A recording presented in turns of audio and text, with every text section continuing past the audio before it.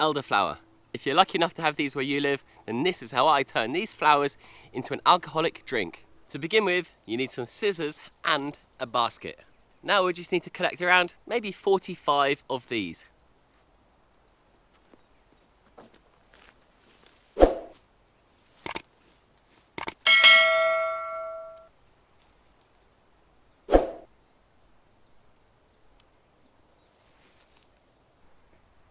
As you can see, there's pollen coming off it. This pollen is the flower's natural yeast, but don't worry about that. We're going to add some yeast to make sure there's plenty of alcohol content in our drink.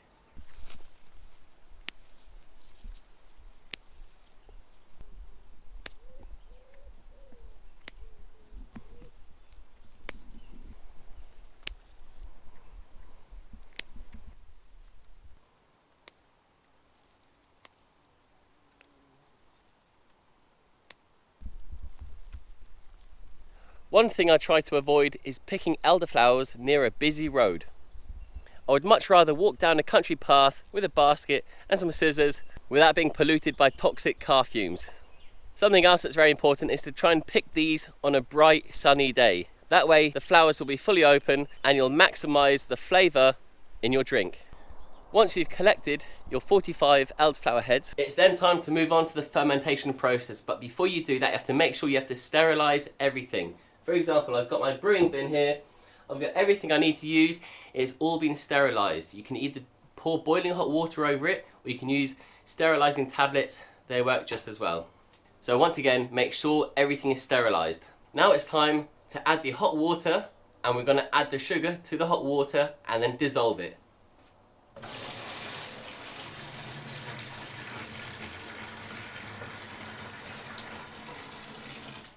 So you can see there we've got about 3 litres of hot water added to our brewing bin. And I've now just topped it up with another 2 litres. So we've got just under 5 litres there. Once you've got your 5 litres, it's then time to add your sugar.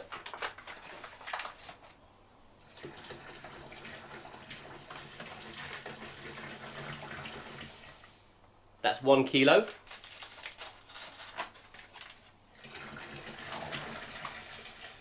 That's 2.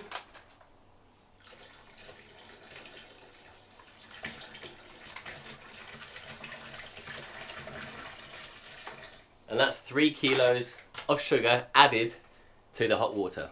So a rough guide is that 20 grams of sugar will make 1% of alcohol per litre.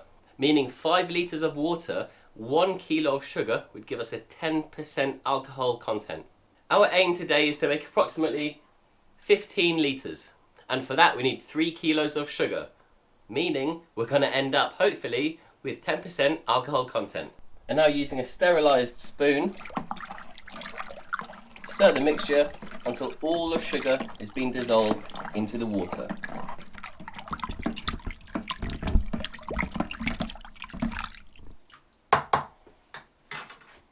Once all the sugar has been dissolved, it's now time to top it up with the rest of the cold water to bring it up to 15 litres. Approximately there.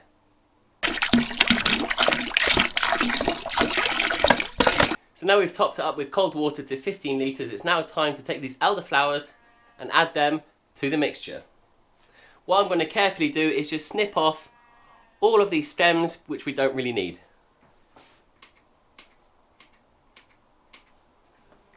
Like this. This we don't need. Now is when we want to take the juice from these lemons and limes and add them to the mixture.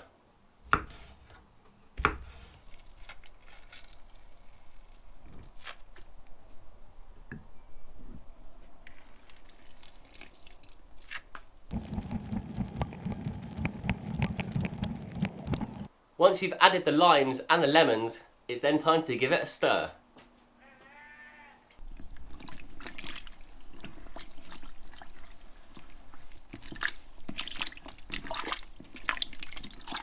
Once you've given it a stir, it's then time to add approximately 4 tablespoons of white wine vinegar.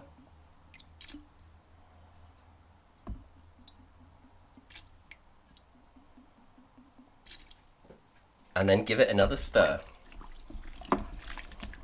In order to transform this mixture into an alcoholic mixture, we need yeast.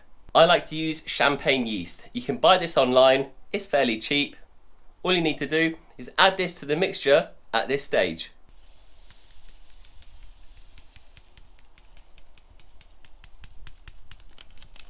And then give it its final stir.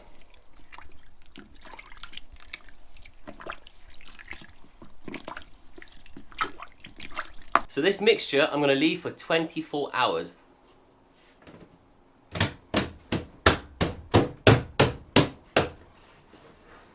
Then using one of these, not sure what they're called, but I call them a bubbler.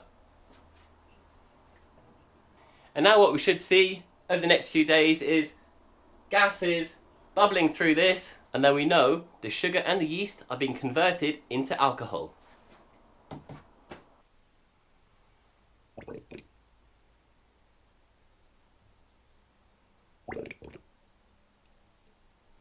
So 24 hours has passed. It's now time to remove the lemons, the limes and the flowers from this mix.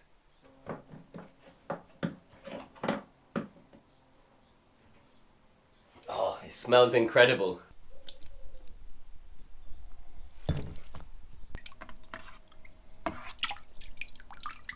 Now it's time to pop the lid on for the final 14 days.